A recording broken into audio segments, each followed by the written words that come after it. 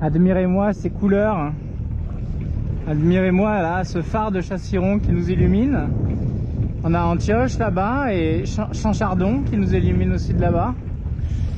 C'est vraiment des couleurs là, incroyables. Alors je sais pas ce que ça rendra chez vous, mais il y a vraiment un orange. Ça fait un, si vous voulez, avec ce jeu d'ombre là, hein, la terre qui est toute noire. Et on n'en devine aucun relief, hein, juste la cime des arbres. Et ces couleurs là, hein, chaudes au fond comme ça, c'est vraiment magnifique. On est passé du pastel aux couleurs chaudes, c'est superbe. Alors du coup on se rapproche du chenal du port du Douai de nuit. Et je voulais en profiter pour vous montrer une dernière manœuvre. Est-ce que je vous explique, on a de la profondeur, je vais vous expliquer là maintenant le concept. Non, je vous expliquerai le long du truc, je le ferai dans le port. Quoi qu'il arrive, je voulais le faire dans le port, mais je voulais peut-être vous montrer un petit peu. Mais avant de vous montrer la pratique, je voulais vous parler de la théorie. Donc aujourd'hui, on va voir un truc particulier, on va voir comment faire un demi-tour avec le bateau. Donc moi, je vous conseille toujours, il est vraiment vivement recommandé de rentrer dans une panne entre deux séries de pontons, d'accord, là où il y a tous les voiliers qui sont les uns après les autres sur les catways. Quand vous rentrez là-dedans, si c'est la première fois que vous rentrez ou si vous ne connaissez pas votre place, ou dans la plupart des cas, vous y rentrez en marche arrière.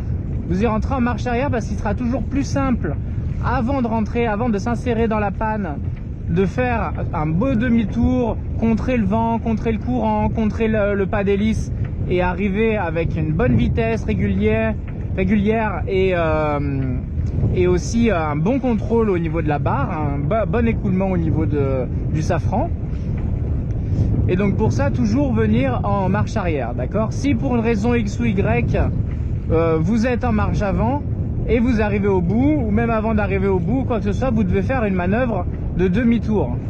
Alors vous pouvez faire une manœuvre d'urgence, hein, qui va être sensiblement la même que celle qu'on va faire. Mais moi je vais vous montrer la méthode douce, on va dire, ou la méthode où on va le faire justement en essayant de faire le moins de bruit possible, de déranger le moins possible les voisins et d'avoir justement un bateau contrôlé, smooth et vraiment quelque chose de lisse, quoi. Vraiment quelque chose de lisse et contrôlé, et non pas comme on voit souvent quand on voit cette manœuvre et quand on la prend, etc.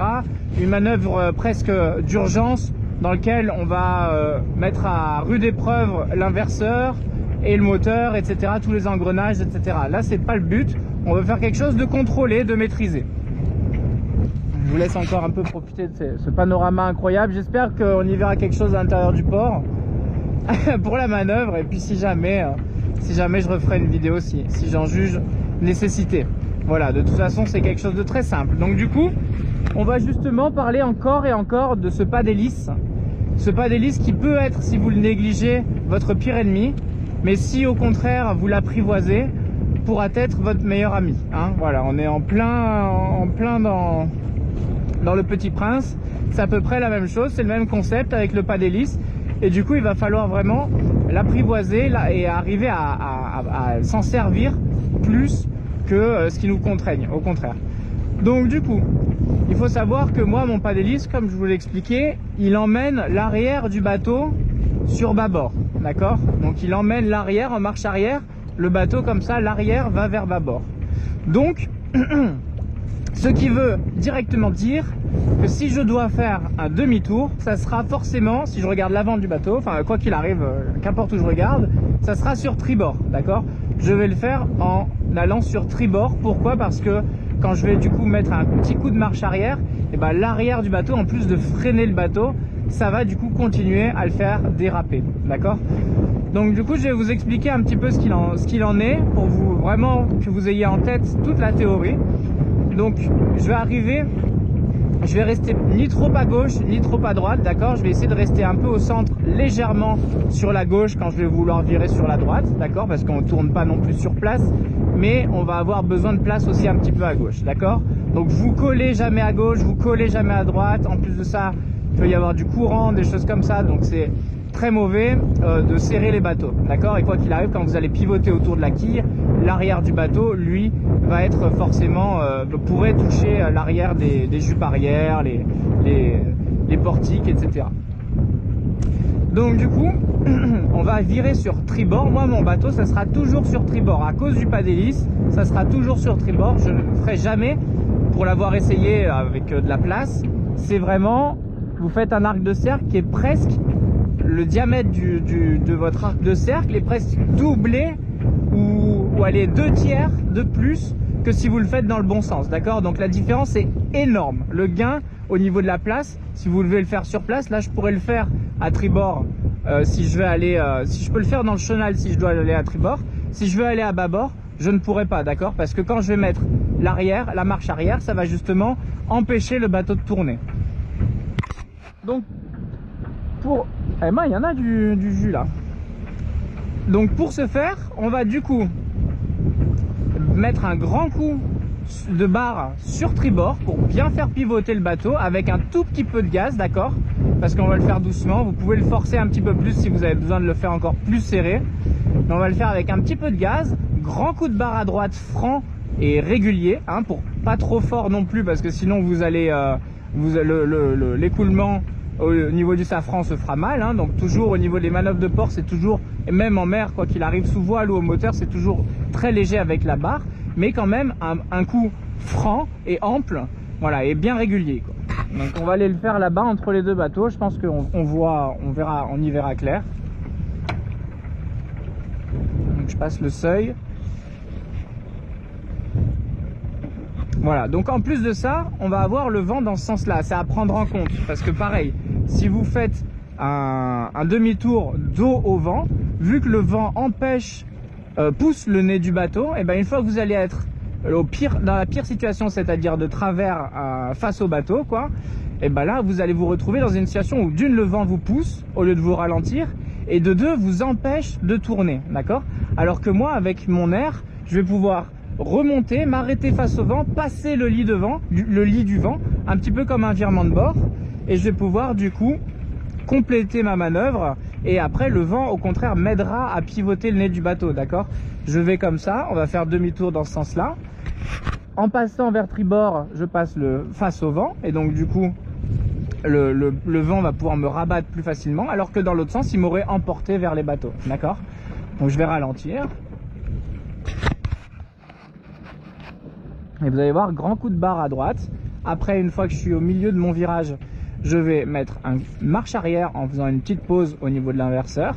Et après, remarche avant avec toujours la barre à droite. Je ne touche jamais la barre reste toujours enfoncée à droite, d'accord, au maximum à droite. Ok, donc je vais reprendre un tout petit peu de vitesse, un petit peu pour être manœuvrant. Vous voyez qu'il n'y a pas énormément de place. Et dès que j'aurai passé cette étrave, on va faire notre virage. Ok, c'est parti, je mets un petit peu de gaz, un coup franc, je vérifie que là ça passe bien. Ok, là ça passe bien. Du coup, marche arrière, vous voyez que le bateau tourne tout seul, et là remarche avant. Ok, et là j'ai fait un demi-tour sur place, on va le refaire un petit peu.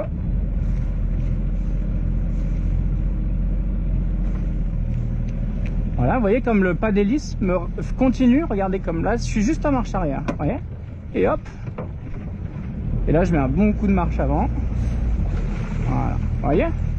Donc l'idée, c'est, vous voyez, c'est pour se rendre compte que si vous utilisez la marche arrière avec la barre toujours à droite, d'accord, ne pas inverser la barre. On peut avoir le réflexe au début de se dire j'inverse la barre puisque je vais en marche arrière. Non, au contraire, on se sert du pas d'hélice du coup pour faire bien pivoter le bateau et le faire tourner sur place, d'accord. Ah, merci bien. Donc du coup on va le refaire encore une fois là, et après je couperai la vidéo pour l'appareillage, pour l'accostage, pardon, excusez-moi. Donc du coup encore même principe, cette fois on va être dos au vent, d'accord. Donc toujours faire par rapport au pas d'hélice, d'accord, mais on va imaginer faire un arc de cercle plus grand parce qu'on va être dos au vent, parce que moi je dois forcément partir sur tribord, ok. Allez, on est parti. Grand coup de barre à droite. Hop, je laisse la barre à droite, marche arrière. Ok, et je remets marche avant. Et vous voyez comme le bateau ne cesse de tourner, hein. Le bateau n'a pas arrêté de cesser de tourner et il a pivoté quasiment sur place. Vous voyez l'arc de cercle là, je voyais plus rien j'imagine de nuit, mais on a dû faire une longueur de bateau, donc ça serait 9 mètres, je dirais une longueur de bateau grand max, en largeur vraiment, donc c'est que c'est pas mal, une longueur de bateau c'est vraiment très acceptable. Voilà, bah écoutez, j'espère qu'on y verra quelque chose, j'espère que ça vous a plu, au moins vous avez déjà la théorie à la voix.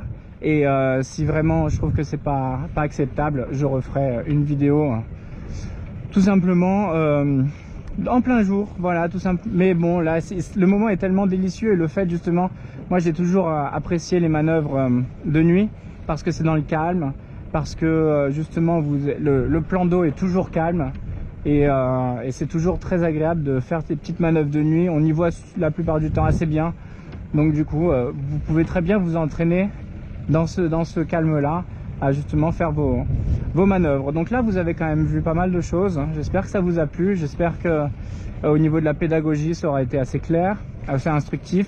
Si vous avez des questions vous n'hésitez pas, et puis si besoin je referai, on aura forcément d'autres vidéos etc. Mais c'est vrai que celles-ci vous ne les aviez pas vues, donc du coup je voulais vous les montrer. Allez, moi je vais arriver à ma place, du coup je vous dis à bientôt, à une prochaine fois, au plaisir pour une prochaine navigation. Bye bye.